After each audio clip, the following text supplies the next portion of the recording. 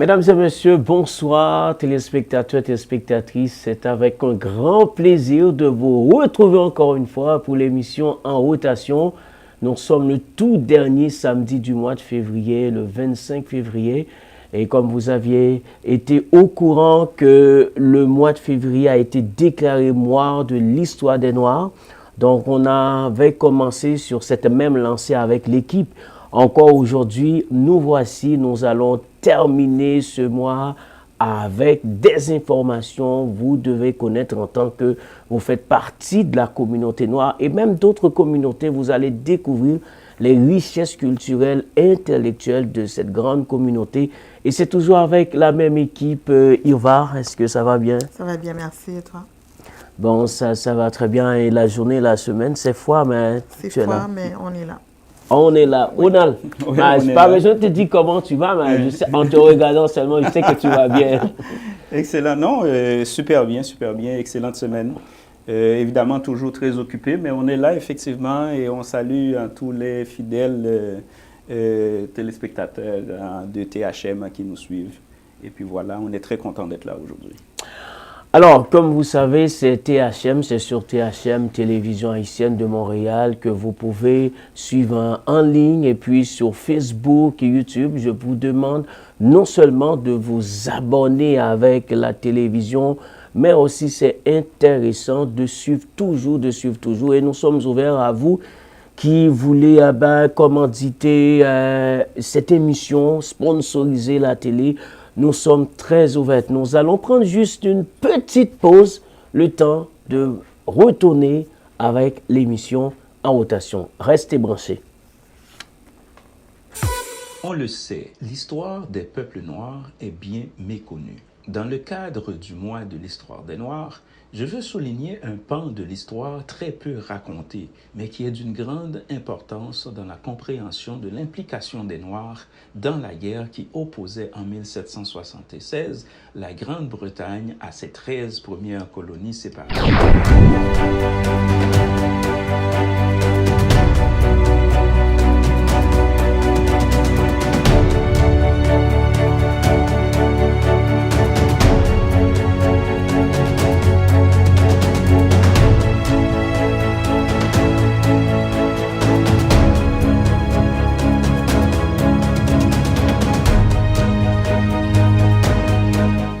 Voilà, nous voici de retour. Merci à vous de rester branchés THM, votre télé. Alors aujourd'hui, en rotation, on va mettre un thème à ce mois, Ronald. Bon, on va commencer avec toi parce que tu as toujours une rubrique de culture générale qui va permettre à notre communauté, à d'autres communautés de nous découvrir davantage. Aujourd'hui, Ronald, qu'est-ce que tu vas nous parler? Écoute, aujourd'hui, je fais ça un peu différemment dans le sens que, évidemment, on va toujours continuer à parler du mois de l'histoire des Noirs. Et on sait que c'est un mois qui généralement est rempli d'informations pour permettre aux communautés noires de mieux s'approprier de leur histoire. Et ce qui a attiré mon attention, en fait, dans les derniers jours, c'était un pan d'histoire qu'on a tendance à oublier. Et j'ai voulu effectivement introduire ce pan d'histoire-là pour que la plupart des gens soient au courant de cette histoire-là. Donc voilà, j'ai fait un petit montage vidéo que je pense qu'il va pouvoir intéresser la plupart des gens. Donc, je vous invite à écouter et à suivre ce petit montage, espérant que cela va vous plaire, bien entendu. Moi, j'ai eu beaucoup de plaisir à faire ce montage-là. Et en faisant le montage aussi, ce qui est intéressant, c'est qu'on apprend davantage aussi en faisant des recherches comme ça pour en préparer le montage. Donc, extrêmement intéressant. Je vous invite tout de suite à jeter un coup d'œil là-dessus. Des peuples noirs est bien méconnu. Dans le cadre du mois de l'histoire des Noirs, je veux souligner un pan de l'histoire très peu raconté, mais qui est d'une grande importance dans la compréhension de l'implication des Noirs dans la guerre qui opposait en 1776 la Grande-Bretagne à ses 13 premières colonies séparatistes en Amérique, qui donna lieu à la fameuse guerre de l'indépendance américaine. bound to this that all life is interrelated. We are all caught in an inescapable network of mutual. Lors de cette révolution d'une durée de 7 longues années, les colons anglais majoritairement esclavagistes étaient divisés en deux camps. D'un côté, ceux qui voulaient former un pays libre de la Grande-Bretagne, donc les patriotes, et de l'autre côté, ceux qui voulaient rester sous la domination anglaise et loyaux au roi qu'on appelait les loyalistes. Alors que la bataille faisait rage et que les troupes anglaises étaient en difficulté, le gouverneur loyaliste de Virginie, Lord Dunmore, a publié une proclamation qui promettait la liberté à tous les esclaves de Virginie qui acceptaient de se battre aux côtés des Britanniques et des loyalistes blancs. Alors, évidemment, des milliers de Noirs se sont joints aux forces britanniques, aux loyalistes blancs, et sont ainsi devenus les loyalistes noirs.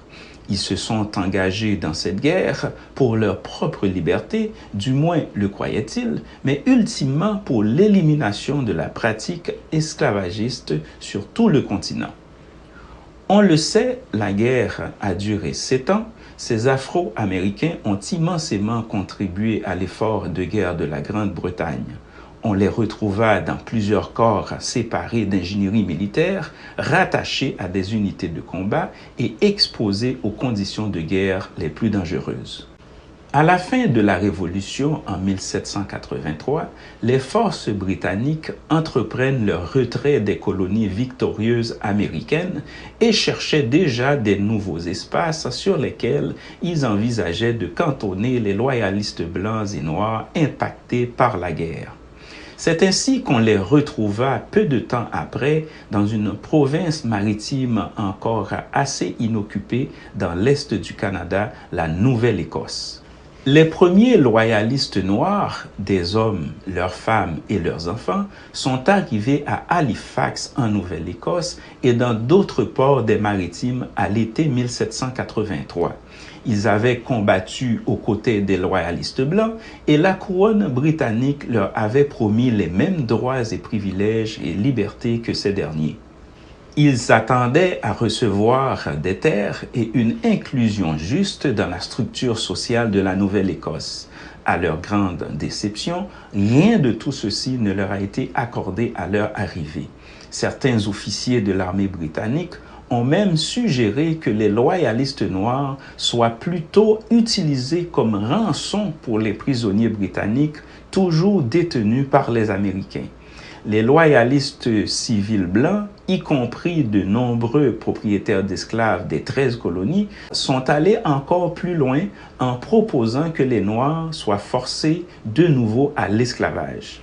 Toutefois, après des mois de protestation et de pression sur le gouvernement colonial de la province britannique, les loyalistes noirs ont pu finalement recevoir les terres promises sur lesquelles ils ont établi leur famille et peu à peu fondé une colonie appelée Birchtown. C'est ainsi que ces colons noirs sont devenus connus et sont appelés les loyalistes noirs de Birchtown. Mais l'histoire prend une tournure malheureuse pour cette nouvelle colonie.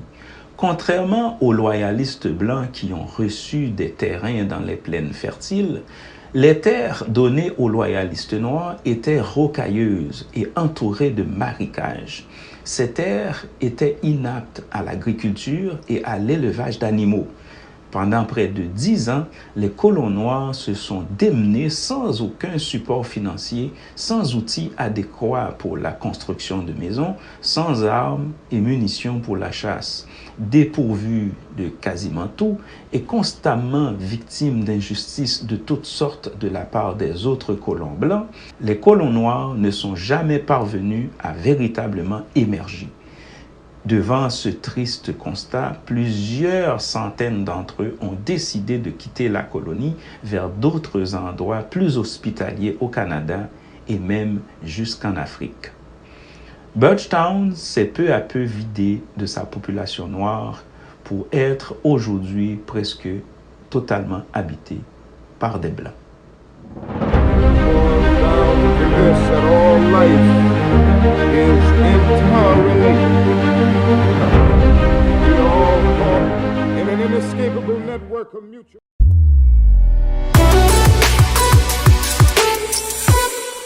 Alors, Ronald, il faut dire que c'est vraiment un très très bon montage. Je crois que le public a beaucoup appris, mais de manière... Qu'est-ce que tu peux dire en bref de ça? Ben, la leçon que j'en tire, David, en faisant ce montage, c'est que tout simplement, quand tu prends conscience des difficultés, de l'implication des Noirs dans les guerres d'indépendance américaine, c'est sûr que les loyalistes noirs étaient du côté des Anglais, du côté britannique, et qu'ils ont perdu la guerre. Ça, on comprend ça. Mais ce qui m'a fasciné, c'est le fait que la couronne britannique n'a pas tenu ses promesses envers les loyalistes noirs. Ils se sont retrouvés, comme c'est indiqué dans le petit reportage, en situation de vie extrêmement précaire après avoir mis leur vie en danger, en fait, après avoir combattu avec les loyalistes blancs. Donc, ce que j'ai retenu, c'est que de l'injustice, on en a vécu, on continue à en vivre. Est-ce qu'on va continuer à en vivre encore de l'injustice? Quand est-ce que ça va arrêter, en fait? C'est la question que je me pose souvent, parce qu'on voit que les luttes qu'on a menées dans quasiment 200, 300 ans, on continue quasiment à mener ces mêmes luttes. C'est des luttes de reconnaissance de nous en tant qu'êtres humains, des luttes de reconnaissance de nos droits, des luttes de reconnaissance qu'on nous reconnaisse comme des humains à part entière, capables de faire partie de la société dans laquelle on vit. Donc ça, c'est quelque chose que je trouve qu'on devrait continuer à réfléchir et conscientiser nos enfants par rapport aux difficultés qu'on rencontre et aussi aux difficultés qu'ils peuvent toujours continuer à rencontrer. Comment faire face à ça? Alors, Yva, tu as suivi les loyalistes, puisque Ronald a dit, ils étaient négligés par la suite. Mais qu'en dis-tu de tout ça? Écoute, ce que Ronald souligne, en effet, c'est que au-delà de la contribution au-delà de notre contribution, nous ne sommes pas reconnus également. Il n'y a pas une équité à ce niveau-là. Et c'est encore ce dont on fait face encore aujourd'hui. Et puis, on continue de combattre. Mais c'est ce qu'on réclame, c'est l'accès à contribution égale, une reconnaissance égale aussi, en quelque sorte, autant dans le monde du travail que dans la société en général. Mais Ronald, dans la recherche que tu avais faite, est-ce que tu as compris pourquoi ces Noirs avaient abandonné les États-Unis pour être loyalistes dans le camp anglais? En fait, ce qui arrive, c'est que, n'oublie pas que les 13 colonies originales qui étaient au départ, qui n'étaient pas des États, c'était d'abord des colonies britanniques. Il faut mettre ça un peu dans leur contexte, c'est que ces colonies britanniques-là, à un moment donné, ont décidé de prendre leur indépendance de la couronne. Autrement dit, d'arrêter d'être au service de Sa Majesté le roi britannique. Donc, il ne faut pas oublier aussi qu'on est en 1775, donc l'esclavage était répandu dans ces 13 colonies-là.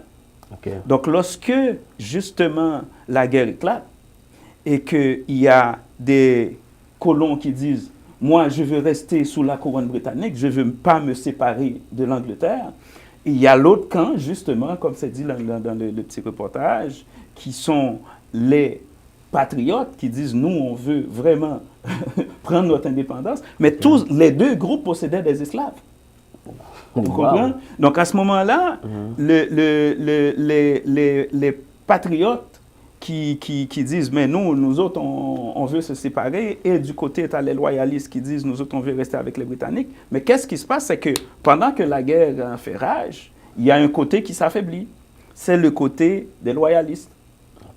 Donc là, qu'est-ce qu'ils ont dit? Ils ont promis aux esclaves noirs, à leurs esclaves et à tous les esclaves, si vous vous battez de notre côté, on va vous donner totale liberté, on va vous donner des terres, on va vous donner une maison, et puis on va vous prendre en charge.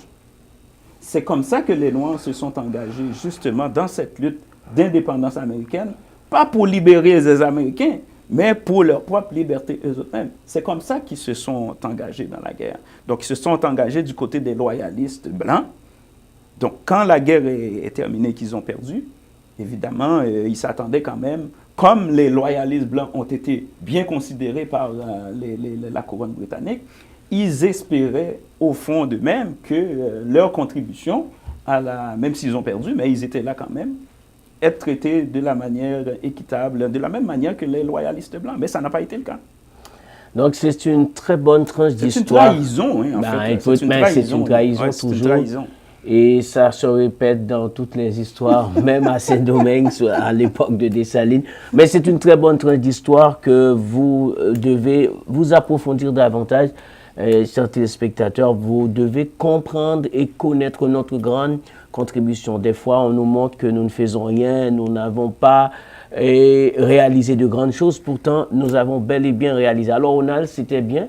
C'était bien. Merci également pour cette tranche d'informations que j'invite le public à aller approfondir davantage. Nous allons prendre juste une courte pause, le temps pour vous dire que vous qui branchez THM sur Facebook, qui nous regardez maintenant, et partagez la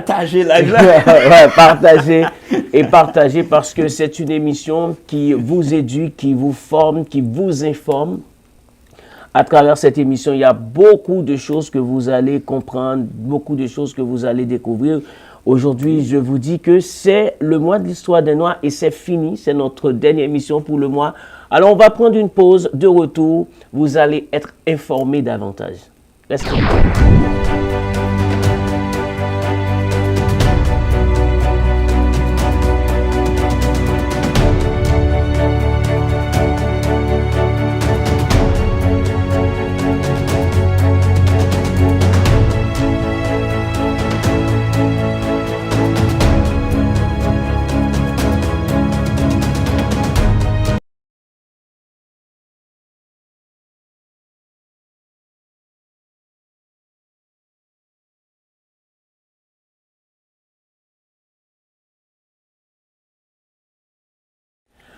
Merci d'être branché. Vous êtes sur THM, la télévision haïtienne de Montréal, et c'est toujours l'équipe qui est là avec vous, Ronald et Irva.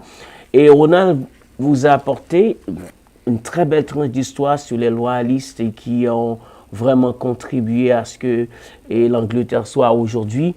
Mais nous allons avec une femme qui est là, Irva va nous parler elle-même des femmes. Des grandes femmes, il n'y a pas seulement... Je ne sais pas s'il y avait des femmes dans le loyalisme. Je pense que bien. Moi, je pense que oui. Il y avait des femmes qui faisaient partie des loyalistes noirs, oui. Bon, alors, Irva va nous parler un peu de la contribution des femmes, des figures féminines au travers de l'histoire qui ont fortement contribué à ce que nous sommes aujourd'hui. Alors, Irva, c'est à toi. Parle pour les femmes. Oui, je parle au nom des femmes. En fait, je profite de l'émission pour souligner la contribution des femmes. Okay. Je crois que nous avons eu des femmes révolutionnaires qui ont supporté et inspiré les plus grands hommes de notre histoire. Pourquoi tu me regardes? parce que non, je ne te regarde pas particulièrement, mais je crois qu'on oublie souvent de souligner cette contribution. Oui, tout à fait. Parce que, comme dit l'adage, derrière tout grand homme se cache une grande femme.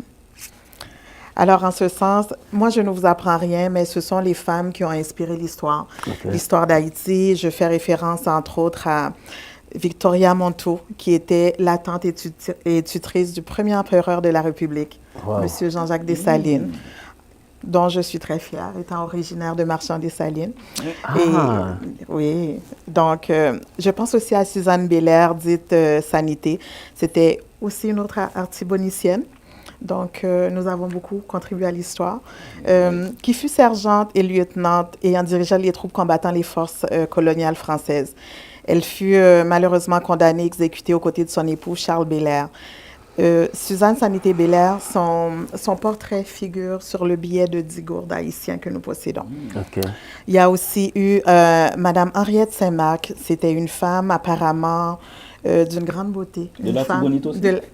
Non, voilà, tu peux dire tout le temps. C'est- Une femme d'origine métissée, d'une grande beauté, qui a contribué comme étant une espionne hors pair. Oui, Wow.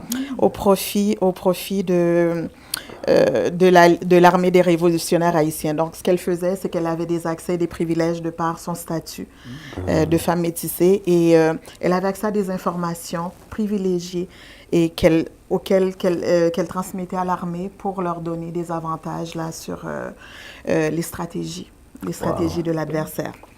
Donc, nous vous avons beaucoup servi. Il y a eu ensuite Madame Marie-Claire Heureuse-Bonheur, qui fut l'épouse de Jean-Jacques Dessalines. Cette femme, elle a contribué. Son apport, c'était plus au niveau de sa bonté, de sa générosité. Elle était déjà une militante impliquée, plus une forme de travailleuse sociale à l'époque qui Ok. s'impliquait dans la communauté pour fournir de l'aide aux gens démunis. Et finalement, il y a eu Catherine Flon. Catherine Flon, quand on pense à Catherine Flon, on pense à l'emblème national, notre cher drapeau, qui, on lui crédite la confection, la création et la confection de notre drapeau avec finalement, comment dirais-je, Ronald, comme on dit, avec cette fameuse phrase de l'union fait la force. Donc, Notre devise. notre devise, voilà. Fait que tout ça, ces femmes-là, c'est bien sûr, ce sont des femmes qui ont contribué à l'époque, mais je dirais qu'au fil du temps, le sacrifice de ces femmes révolutionnaires ont permis de paver la voie à des pionnières.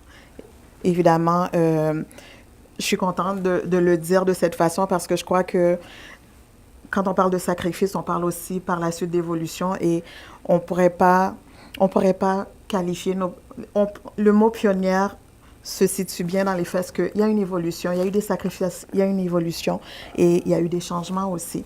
Alors, les pionnières qui ont marqué l'histoire du Canada et entre autres notre actualité, par exemple, sur la scène juridique, j'en profite. C'est sûr que je parle des femmes, mais je Ok. peux aussi mentionner les hommes. Ah ouais, c'est Ok. quand même, Là, quand là, même. là, là. Je Ouais, profite. on sent là. Vous êtes là, mais c'est pas comment dirais-je, les privilèges dont on joue aujourd'hui, c'est pas une question de genre, c'est vraiment une question c'est pour la communauté, c'est pour tous les individus. Les femmes ont fait leur part, les hommes ont fait leur part, et en bout de ligne, tout l'ensemble de la communauté est gagnante. Donc, c'est pas une question de femmes-hommes. Il n'y a pas de sexisme là-dedans. Donc, moi, j'en profitais pour souligner la nomination récente de l'honorable Alexandre Bien-Aimé Bastien comme premier juge noir, comme premier juge et homme noir à la Cour supérieure du Québec. Et quand on pense à ce qui arrive aujourd'hui, à cette nomination, on ne peut s'empêcher de souligner la contribution de Mme Violette King, qui fut la première Canadienne noire à être admise au barreau en Alberta et la première femme noire avocate au Canada. Donc, oui, on remonte. Aujourd'hui, les choses se font, mais il faut remonter le temps aussi pour voir comment le terrain a été préparé. Et par la suite, on pourrait dire aussi que cet exploit-là, on peut le mentionner aussi pour l'honorable Juanita Westmoreland Traoré, qui fut la première personne noire à accéder à la magistrature au Québec en 1999. Donc, je vous mentionne ces faits pour voir l'évolution. Il y a eu Violette King, il y a eu l'honorable juge Westmoreland Traoré, et ensuite, aujourd'hui, on a notre cher Alexandre Bien-Aimé Bastien. Donc, on voit qu'il y a une évolution, on voit que le changement porte fruit, on voit que nos combats portent fruit aussi. Donc, c'est important de le souligner. Ensuite, j'ai voulu faire un petit saut sur la scène politique pour voir la contribution, pour voir l'évolution des choses.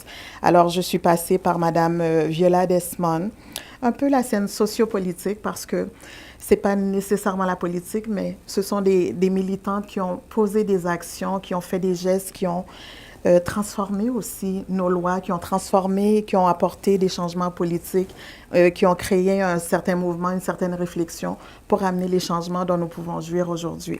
Alors, Mme Viola Desmond, d'ailleurs, son portrait figure sur le billet de 10 $ que nous possédons aujourd'hui. D'accord. C'est intéressant. Alors, sa contribution, elle était quand même d'importance parce qu'à l'époque, elle avait décidé de défier l'ordre en refusant de s'asseoir dans la section réservée aux Noirs au cinéma en Nouvelle-Écosse à l'époque. Donc, ça lui a valu évidemment des conséquences, elle a été jugée, elle a eu des amendes, mais c'est pour vous dire qu'à l'époque, elle s'est tenue. Et peu importe les sacrifices, elle a pris, elle s'est manifestée.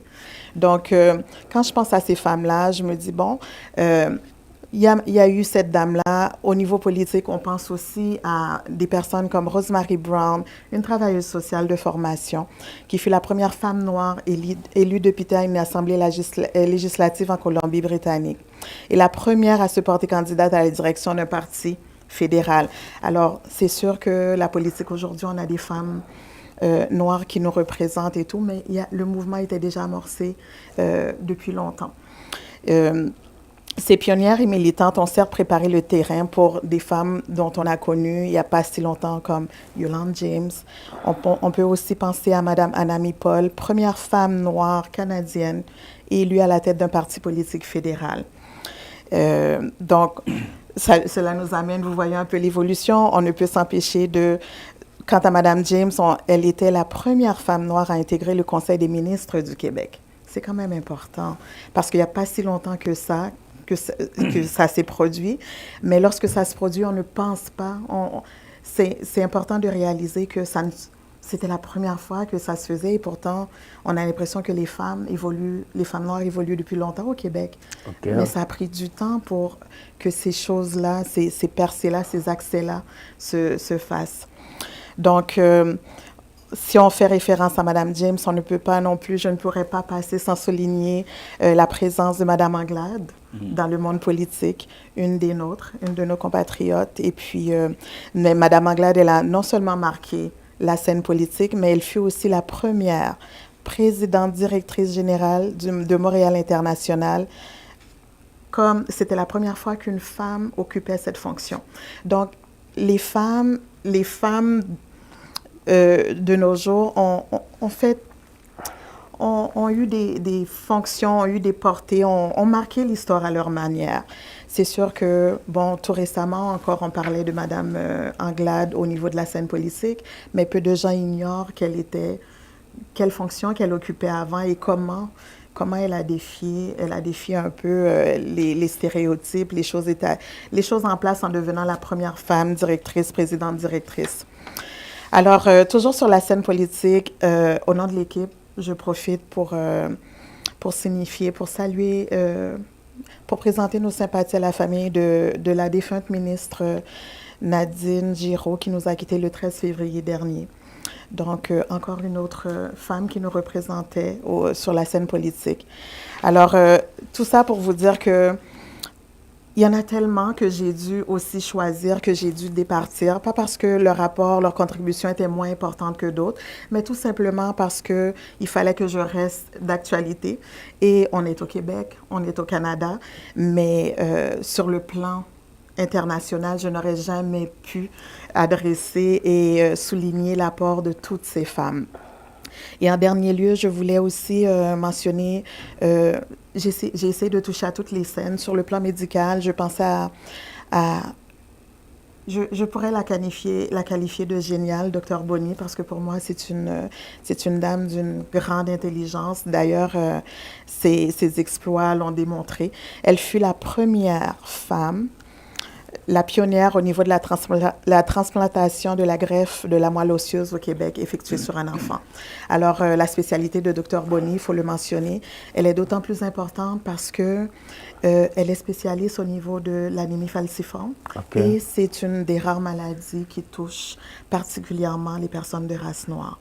Donc, le fait de se spécialiser dans ce domaine, je trouve que sa contribution est d'autant plus importante. C'est pour nous. Non seulement elle fait des choses, mais elle le fait pour sa communauté, parce que les Haïtiens sont souvent atteints d'anémie falciforme, entre autres. Okay. Alors, tout dernièrement, on apprenait qu'il y avait une jeune médecin aussi, toujours très, comment dirais-je, qui a beaucoup de talent, évidemment. C'est la jeune docteure Alexandra Bassiani, dont je tiens à souligner le talent, qui est devenue la première femme noire cardiologue d'intervention au Canada. Alors, c'est pour vous dire que dans notre communauté, on a de l'intelligence, on a du talent. Malheureusement, des fois, on n'en entend pas parler, ou bien quand c'est là, nous ne sommes pas majoritaires au point où on s'en rend compte, mais ces gens-là, ces femmes-là existent. Et enfin, comme je disais tout à l'heure, je ne pourrai jamais avoir assez de temps et peut-être même assez de salive pour souligner l'apport de toutes ces femmes qui ont inspiré, qui ont marqué l'histoire d'ici et d'ailleurs. Parce qu'on s'entend pour dire que l'histoire des femmes noires, c'est pas seulement les femmes noires de la communauté francophone, il y en a aussi ailleurs dans d'autres cultures, chez les anglophones où j'ai pas osé, je ne pouvais pas toucher à tout. Mais en même temps, ces femmes-là ont fait des choses qui nous permettent aujourd'hui de bénéficier de certains privilèges dont on ne se rend pas compte. Et nous, on se doit de souligner leur mémoire dès qu'on a la possibilité. En conclusion, je dirais que je crois que il y a eu beaucoup de chemin de fait et il faut continuer. Il faut continuer à se battre, à militer pour notre cause. OK? Pour défier, pour briser les barrières. Et en même temps, je me dis, en tant qu'individu, il est de notre responsabilité, non seulement lorsqu'il y a un moment spécial comme durant le cadre de l'histoire des Noirs, mais dans la vie de tous les jours, dans l'éducation qu'on donne à nos enfants, de transmettre, de raconter ces récits à nos jeunes afin de les inspirer, afin qu'ils puissent s'identifier à des gens comme Dr Bassiani, à Dr Boni ou bien à Viola King. Moi, je suis moi-même de profession travailleuse sociale et je suis contente de savoir que Rosemary Brown avait la fibre aussi militante que moi. Donc, mais avoir su ça à l'époque, j'aurais aimé, je l'apprends aujourd'hui, je me dis, j'ai cette fierté, ce sentiment d'identification et je pense qu'il faut transmettre ça à nos jeunes. Nous, en tant que parents, nous devons de transmettre le flambeau à nos jeunes, de les inspirer et de leur donner la fierté par rapport à leur identité, en leur racontant tous ces beaux récits que hommes et femmes ont fait pour marquer l'histoire des Noirs. Ah, Ronald, c'est toute une information. Hein? Écoute, j'ai appris tellement de choses aujourd'hui à travers... C'était très bien fait, Irva. Vraiment très, très bien. Franchement, les femmes... si on n'était pas conscient, là, on est conscient de l'apport des femmes. Très bien fait. Mais c'est surtout le fait que quand on écoute ça, on dit qu'on est parti de loin. On est parti de loin et que le travail, une bonne partie du travail, une bonne base a été faite par ces femmes et c'est sur ces bases-là, en fait, qu'on est en train de construire pour les générations futures. Quand tu dis, Irva, qu'il faut mettre nos enfants au parfum de ces victoires, de ces combats, de ces succès, ça a une importance, David, extrême, parce que encore aujourd'hui, il y a des gens qui cherchent leurs repères. Il y a des jeunes qui sont à la recherche de leurs racines, mais pas moi là, mais de leurs roots, là, de leurs repères, et s'y perdent, ne s'y trouvent pas. Parce que quand tu ne sais pas, c'est facile à dire, tout le monde sait ça, quand tu ne sais pas d'où tu viens, tu ne peux pas savoir où t'en aller.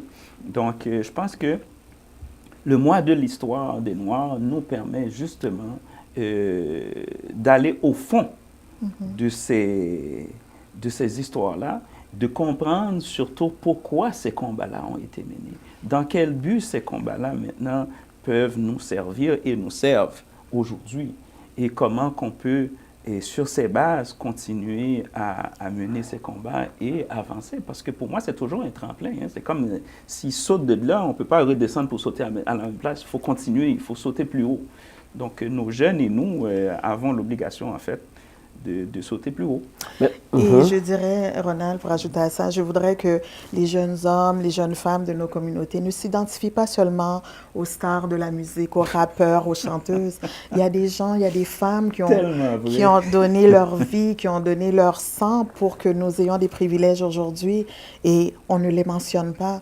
Il y aura toujours des Beyoncé, il y aura toujours... Ces gens-là contribuent à leur manière dans un autre domaine, mais il ne faut pas oublier ces gens-là.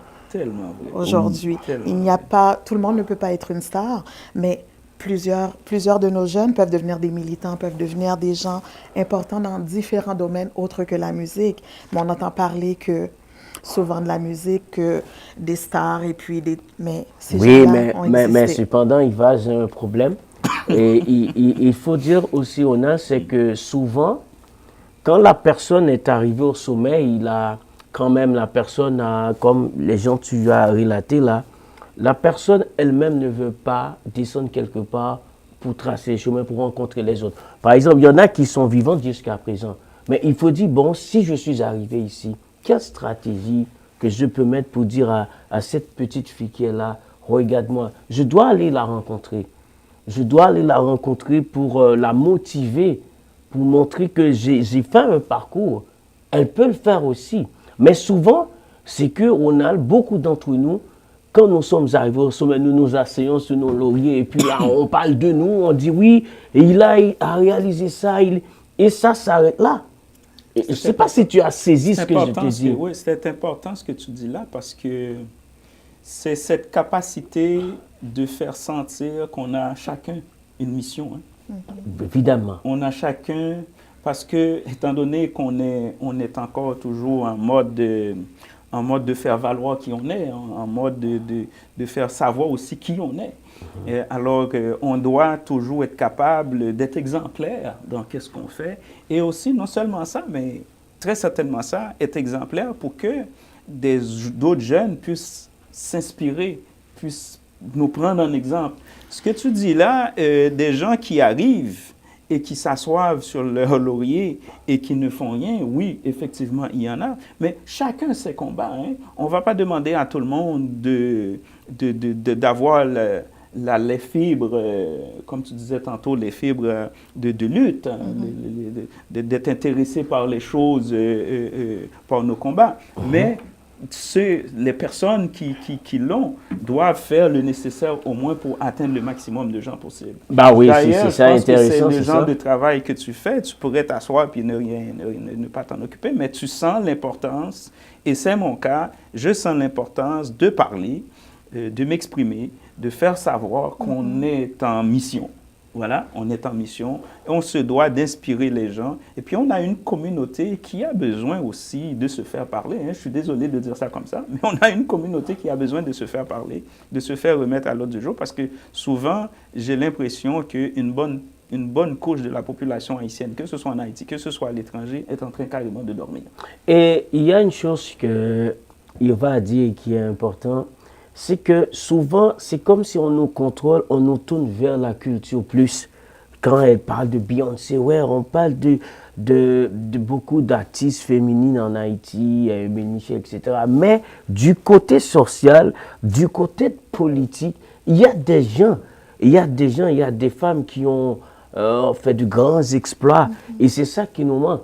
Il y a une amie qui m'a dit, regarde bien David, souvent, aux États-Unis, on parle des grands basketteurs, un grand rappeur, chanteur, mais on ne va jamais voir parler d'un homme qui a un NASA, un noir qui fait un exploit à la NASA. Jamais. Même s'il travaille à la NASA, mais on va beaucoup parler de ça. Et c'est comme on tourne la communauté vers tout à fait. La culture, c'est bien, mais comme Yva a dit, il y a d'autres branches.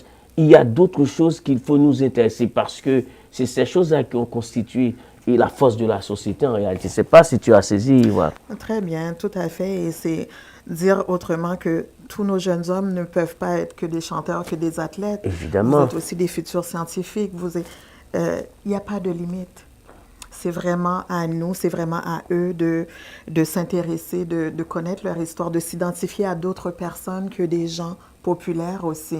Bien que tout le monde a son apport, la musique c'est une forme de distraction, Beyoncé, elle a son apport, sa contribution, mais tout le monde ne peut pas être musicien, tout le monde ne peut pas devenir star. Ça revient à ce qu'on disait tantôt. Hein. Yeah.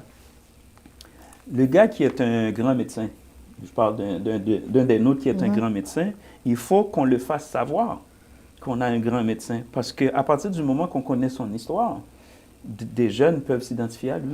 C'est ça, c'est exactement, c'est ça bien. l'importance du travail qu'on fait. Si on connaît un grand avocat, un grand politicien haïtien, Madame Boni, médecin, docteur haïtienne, en parlant de ça, il y a des gens, sans doute des jeunes qui écoutent ça et qui se disent, ah bon, il y avait un grand médecin haïtien qui avait fait ça. Donc à ce moment-là, parfois on a tendance à sous-estimer ce genre de connexion-là qui peuvent se faire dans la tête d'un enfant. Des fois, c'est un déclic, ça entend un nom, ça entend une histoire, comme ça. Puis l'enfant s'allume et puis ça vient de changer complètement son parcours. C'est des réalités, ça. C'est des choses qui arrivent. Il faut continuer à parler de nos réalisations, de faire savoir qui on est, d'où on vient, qu'est-ce qu'on fait et vers où on veut aller aussi. Quelles sont nos missions? Alors, je pense que c'est important le genre d'émission qu'on fait là. C'est dommage qu'on n'a pas 15 000 vues parce qu'on parle de choses sérieuses. Mais néanmoins, on ne lâchera pas. Moi, je pense que ce n'est pas la quantité qui fait nécessairement la différence, c'est la qualité de ce qu'on parle. Et aussi le potentiel des jeunes qui nous écoutent. Tu comprends? C'est ça. Moi, je pense que c'est important de continuer dans ce sens-là. Alors, Ronald, on va terminer. On va terminer bientôt l'émission. Mais je veux souligner quelqu'un, j'ai découvert, il s'appelle Edmond Albius. Que je ne connais pas du tout. Ben, je ne connais pas, mais pourtant, quand tu vas acheter les cafés, tu dis, moi, je veux mettre de la vanille ou bien crème vanille, tout ce qui a vanille.